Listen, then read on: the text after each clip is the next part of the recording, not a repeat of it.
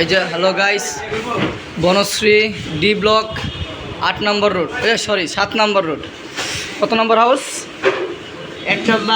1 নম্বর house. এখানে একটা Bangla hotel আছে, খাবার খুব মনোরম পরিবেশে খাবার পরিবেশন করে।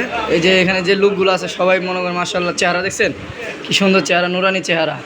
সবাই আসবেন, আর দাম একদম সীমিত, একদম কম দামের মধ্যে পাবেন। এই যে এটা হচ্ছে কি বিকালের জন্য, কি পুরীর জন্য আলু। আর এখানকার যে পেঁয়াজ আছে, যে বাঁচতেছে, পেঁয়াজও বাঁচতেছে, দেখেন গরম গরম পেঁয়াজও আছে।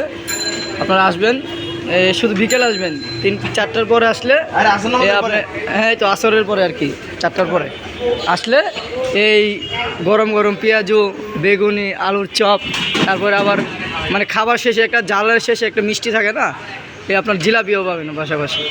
এই যে ঠিকানাটা দিয়ে দিতেছি, রাজধানী বাংলা হোটেল।